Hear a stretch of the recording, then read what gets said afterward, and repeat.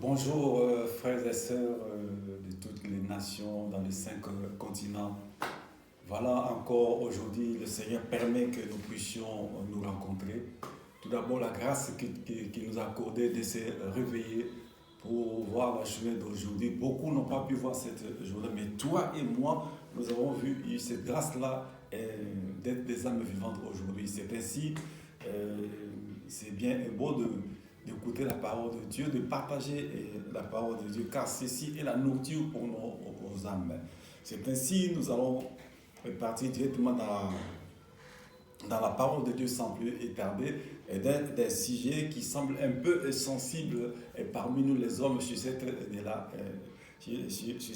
terre. De toi et moi, je suis attentif, toi tu es attentif, ma soeur tu es attentive pour écouter cette parole qui te fera du bien, qui me fera moi-même aussi du bien. Donc moi-même j'ai inclus dedans dans ce texte.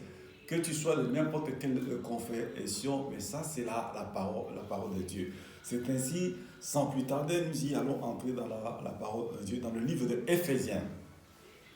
Dans le livre Éphésiens, chapitre 5, dont le titre de mon message c'est quoi? L'homme est là, la femme. Qu'est-ce que Dieu a fait? Quel ordre que Dieu a fait lorsqu'il a créé l'homme et la femme? Donc le titre de mon message c'est l'homme est là, la femme. Livre de Éphésiens chapitre 5 à partir de verset 22. La Bible dit: Femmes, soyez soumises à vos maris comme au Seigneur. Car le mari est le chef de la femme, comme Christ est le chef de l'Église, et qui est son corps, et dont il est le sauveur. Donc, la Bible c'est clair. Donc Dieu demande à la femme la soumission à son mari. Il dit bien, car le mari est le chef de la femme, comme Christ est le chef de l'Église, et qui est son corps, et dont il est le sauveur. Et donc, comme Dieu dit que la femme soit soumise à son mari, qui ne dit pas que la femme est esclave. Il faut qu'il y ait un ordre. Dans un endroit, dans une société, dans une maison, dans une entreprise, il faut qu'il y ait quand même un ordre. Donc celui qui a créé le monde, il dit que la femme soit soumise à son mari, comme Christ est le chef de l'Église, qui est son corps et dont il est le sauveur. Au verset 24. Or, de même que l'Église est soumise à Christ, les femmes aussi doivent l'être à leur mari en toutes choses. Donc, comme la Bible dit que de même que l'Église est soumise à Christ, les femmes aussi doivent l'être à leur mari en toutes choses. Mais quand la Bible dit que la femme doit être soumise, la Bible ne dit pas que la femme est esclave de l'homme. Non, non, non. Donc, il faut qu'il y ait un ordre. Il y a la personne qui est au devant et puis l'autre vient derrière. Et quand Dieu a créé les hommes sur la terre, Dieu a commencé à créer l'homme. Et puis il a fait quoi? Dieu a fait une femme. Et Dieu dit quoi? Alors il dit, celle-ci sera qu'on t'accompagne. Donc Dieu n'a pas dit que la femme est esclave de l'homme. Non, mais comme il fallait quand même un ordre, une personne au devant et puis l'autre vient en arrière. Donc il dit que c'est ainsi que les femmes doivent être soumises à leur mari parce qu'il y a un chef au-dessus qui commande, qui prend la direction. Dans un bateau, il y a quand même un capitaine. Après le capitaine, il y a les autres qui viennent, les matelots, tout ça, dans les bateaux. Il faut qu'il y ait quelqu'un qui dirige dans cet endroit-là. Et Dieu a fait quoi? A placé l'homme au devant. C'est ainsi comme il a créé l'homme avant et la femme est venue après. Pourquoi? Dieu a pris la corde de l'homme pour créer la femme. Et l'homme lui-même, il a dit, ah, voici maintenant, chair de ma chair, os de mes os, je l'appellerai femme.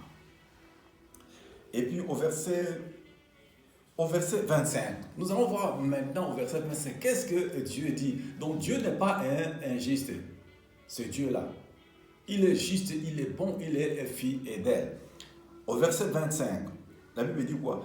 Marie, aimez vos femmes comme Christ a aimé l'Église. Donc Dieu dit que l'homme doit aimer sa femme comme lui, il a aimé l'Église. Et puis il dit quoi? et s'est livré lui-même pour elle. Donc Christ s'est livré lui-même pour son église. L'église, quoi? C'est toi et moi. Le corps de Christ, c'est son église. Donc comme Christ a aimé son église, donc c'est de la même manière là que l'homme doit aimer et sa femme. Je crois que mon frère, ma soeur, nous les hommes, comme nous parlons là, donc nous avons un grand devoir. Donc Christ,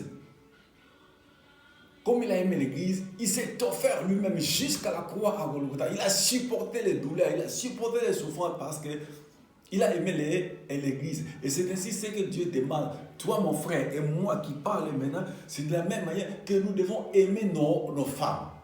Pourquoi? Christ s'est offert chez la croix à Golgotha pour son église. Au verset 26, afin de la sanctifier par la parole, après l'avoir purifiée par le baptême d'eau, afin de faire paraître devant lui cette église glorieuse, sans tache ni ride, ni rien de semblable, mais sainte et irrépréhensible. C'est ainsi que les maris doivent aimer leur femme comme leur propre corps. Celui qui aime sa femme s'aime lui-même, car jamais personne n'a haï sa propre chair, mais il la nourrit et en prend soin, comme Christ le fait pour l'Église, parce que nous sommes membres de son corps. Je reviens maintenant au verset 28. Dieu dit quoi? C'est ainsi que les maris doivent aimer leur femme, comme leur propre corps. Celui qui aime sa femme s'aime lui-même. Donc, la même manière, comme Dieu dit, il dit, c'est ainsi que les hommes doivent aimer leur femme comme leur propre corps. Celui qui aime sa femme s'aime lui-même. Et donc, mon frère, ma soeur, je passe maintenant au frère. Tu écoutes la parole de Dieu. Et c'est comme tu me regardes comme ça. Tu aimes ta femme comme ta propre chair. Mais Dieu voit que tu n'aimes pas ta femme comme ta propre chair. Si tu aimais ta femme comme ta propre chair, tu n'allais pas les taper, tu n'allais pas cracher sur lui, tu n'allais pas dire n'importe quoi à ta femme. Tu n'allais pas faire des désordres à l'extérieur. Là, tu es là, tu fais souffrir ta femme. Comme tu es là, tu es au dehors, tu as même 3 maîtresses. Comment tu peux aimer ta femme dans cet état-là, pendant que tu me regardes là, parce que tu sais ce que je parle. Est-ce que ta femme sera dans le bonheur de la manière que tu te comportes avec elle? La Bible te dit quoi? La Bible dit quoi? Marie, aimez vos femmes comme votre propre chair, comme Christ a aimé l'Église. Notre devoir est au-dessus des femmes. Nous devons les aimer comme notre corps. Comme j'aime mon propre corps, c'est la même manière que je dois aimer ma femme. Je ne veux pas le faire souffrir.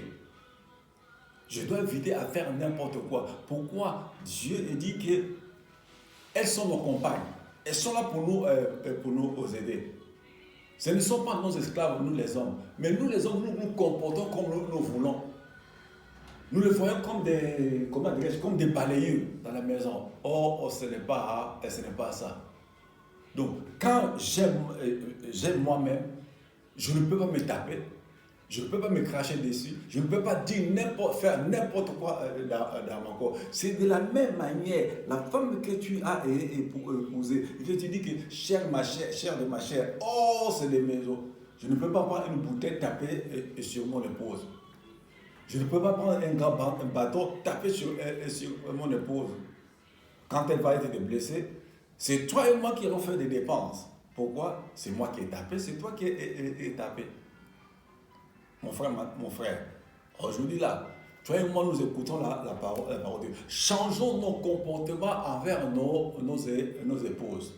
Bien que nous sommes les chefs de la maison, de cet endroit-là, et ce n'est pas pour cela que je dois considérer ma femme comme rien du tout. La Bible dit, si 2 d'entre vous s'accordent, demandez quelque chose à mon Père, il leur sera accordé. Chez tous ceux qui sont dans le Seigneur. Mais quand vous voyez commence à avoir un peu de tribulation, sachez que nous avons un seul ennemi, qui le diable. Il est là. Il n'aime jamais là où il y a une bonne collaboration. une bonne entente. Pourquoi? Il sait très bien que le mariage, c'est Dieu qui l'a institué. Et alors, qu'est-ce qu'il vient? Il va faire entrer la zizanie. Si tous ceux qui sont mariés légalement, devant les parents, devant les autorités et devant l'église, ils détestent le mariage. Ils détestent le mariage. Oh, comme tu me regardes là, mon frère, comme tu regardes ma soeur, il y a un problème dans la maison. Vous êtes chrétien et chrétienne. Vous avez accepté Jésus comme Seigneur et Sauveur dans votre vie. Même vous n'avez pas Jésus comme Seigneur et Sauveur. Mais ta femme que tu as mariée devant ses parents, c'est déjà un grand mariage. Mais maintenant, vous avez des tribulations dans la maison. Et ça explique que vous avez un seul ennemi. Il a injecté déjà quelque chose. Mais c'est à vous maintenant de voir. Parce qu'il dit que quand vous êtes en accord, et si vous criez à Dieu, Dieu va répondre. Parce que Dieu demeure dans sa parole. Il dit, si deux d'entre vous s'accordent, demandant quelque chose à mon Père, il leur sera accordé. Même si vous ne croyez pas. Mais vous êtes en harmonie, en accord entre toi et ta femme. Vous parlez seulement comme ceci, comme Dieu vous écoute quand même. Parce que vous êtes créé à l'image de Dieu. Et au verset 31, Dieu dit quoi? C'est pourquoi l'homme quittera son père et sa mère et s'attachera à sa femme. Et les deux deviendront une seule chair. L'homme quittera son père et sa mère et s'attachera à sa femme. Ils ne sont plus deux, mais ils sont une seule chair. Donc l'homme va quitter pour aller s'attacher à sa femme. Mon frère, comme toi, tu n'as pas encore quitté tes parents. Tu as encore des attachements avec tes parents. Mais pourtant, tu es déjà marié. Tu ne donnes plus de privilèges à tes parents par rapport à ta femme. Est-ce que tu as déjà quitté tes parents ou tu es encore chez tes parents? Et ton épouse en souffre. C'est comme si ton épouse voit que tu l'as fait souffrir et tu commets une injustice dans ton comportement envers elle. Mais écoute cette parole. Tu dois quitter tes parents et s'attacher vraiment à ta propre femme. Donc vous êtes plus deux, mais une seule est chère. Si nous allons au commencement, l'homme a dit quoi? Voici celle qui est os de mes os et chair de ma chair, et je l'appellerai femme. Retournons tout d'abord au commencement, dans le livre de Genèse. Dieu a dit quoi? Il n'est pas bon que l'homme soit seul, mais je veux créer une aile semblable pour lui. Mon frère, aujourd'hui tu commences à faire des désordres. Tu as maintenant 2-3 à l'extérieur. Mon commencement, ce n'était pas ainsi. Comme tu me regardes comme ça, et comme moi je parle comme ça, Dieu a enlevé combien de côtes sur moi? Dieu n'a enlevé qu'une seule côte pour faire une femme. Pour te donner et pour me donner. Mais aujourd'hui, à cause de nos sentiments, les désirs de la chair, nous apportons même Dieu en jugement. Nous mentons même devant Dieu. Il dit que mais non, c'est Dieu qui a institué la polygamie. C'est écrit où? Ça, ce sont les désirs de la chair. Ce n'est pas ce que Dieu veut. Reviens à la raison. Mon frère. Reviens à la raison. Reprends les bonnes habitudes avec ton épouse. Donc, comme je parle comme ça, moi-même, je suis à l'intérieur. Je parle beaucoup, je tape beaucoup vraiment le marteau sur nous, les hommes. Nous faisons n'importe quoi. Nous faisons souffrir beaucoup de nos femmes. Il y a d'autres femmes qui meurent même. À cause de quoi? Le comportement de leur mari. Je vais venir aussi chez les femmes. Mais ça doit commencer par nous, les hommes. C'est à nous de leur montrer ce que Dieu a dit dans sa parole, de les aimer comme notre propre chair. Il peut y avoir un problème dans la maison, mais ce n'est pas pourtant pour moi prendre ma femme comme une balayette. Moi, des problèmes, paf, je donne un coup. Moi, des problèmes, paf, je tabasse. Mais non. Quel est cet amour que tu as avec ton épouse? nous les hommes changeons de comportement. Nous voulons toujours incriminer les femmes. Et pour nous les hommes, il y a toujours circonstances atténuantes. Mais pour la femme, circonstances aggravantes. Je prends l'exemple facile. Toi, mon frère, tu as commis l'adultère. La femme t'avait pardonné. Mais maintenant, la femme a commis la même chose que tu as commis. Pourquoi tu ne veux pas pardonner la femme? Mais la femme t'avait pardonné. Mais pourquoi tu ne veux pas pardonner la femme? Changeons de comportement en nous les hommes. Et mettons en pratique la parole de Dieu. D'aimer nos femmes comme notre propre chair. Dieu sait comment faire pour toi. Dieu réussit aux orgueilleux, mais il fait grâce aux humbles. Je viens aussi du côté de nos sœurs, les femmes. Regardez le comportement de Sarah, qui appelait Abraham son Seigneur. Mais c'était son mari. Mais elle appelait Abraham son Seigneur. Quand on dit la femme doit être soumise, ce n'est pas que tu es une esclave. Non, c'est l'ordre que Dieu a établi. Et quand vous vous opposez à cela, ce n'est pas que tu t'opposes à ton mari. Non, tu t'opposes à Dieu lui-même. Parce que c'est lui qui a dit, femmes, soyez soumises à votre mari. Pendant que tu es dans la soumission, et Dieu voit que tu mets en pratique sa parole, et ton mari est en train de faire souffrir, toi monte vers Dieu. Présente ton mari au Seigneur. Et le Seigneur, quand tu vas lui parler, il dit non, mais ma fille met en pratique ma parole. Mais pourquoi son mari fait ainsi? Et Dieu va intervenir pour toi. Et Dieu va maintenant toucher le cœur de Dieu maintenant va toucher le cœur de ton mari. Pourquoi? Tu es dans l'obéissance de la parole de Dieu. Tu te soumets à ton mari. Tu lui fais ce que Dieu veut que la femme fasse à son mari. Mais aujourd'hui, beaucoup de femmes sont des rebelles. Devant leurs hommes. Mais quand tu es dans la rébellion, ce n'est pas que tu es rebelle devant ton mari, mais tu es rebelle devant Dieu lui-même qui a dit, tu dois être soumis à ton mari. La soumission de quoi? C'est l'obéissance à la parole de Dieu. Mais beaucoup de femmes, elles sont des rebelles. Il y a des hommes aussi qui meurent beaucoup à cause de leurs femmes. Le mari ne fait pas la tension, l'hypertension, à cause de quoi? La femme prend la tête de son mari. La femme dehors fait n'importe quoi. La femme en dehors de la maison, la femme a d'autres personnes. Et quand tu reviens à la maison, ma soeur, tu ramènes quoi dans la maison? Là où tu habites, tu amèneras des problèmes. Après, demain, quoi? Le travail de ton mari ne fonctionne plus bien. Mais parce que toi, tu as ramené quelque chose d'étranger à la maison. Mon frère et ma soeur, nous avons tous écouté la parole de Dieu. Nous devons nous aimer les uns les autres, les unes des autres, comme nous sommes là, dans la parole de Dieu. Dieu demande à la femme la soumission à son mari. Et Dieu demande au mari d'aimer sa femme comme sa propre chair. Nous les hommes, nous avons un grand travail d'aimer nos femmes comme notre propre chair. Donc comme j'aime moi-même, je ne peux pas me donner un coup. Je ne peux pas me cracher dessus. Je ne peux pas m'insulter. Pourquoi? Moi et mon époux, nous sommes une seule et seule chair. Dieu t'aime tel que tu es.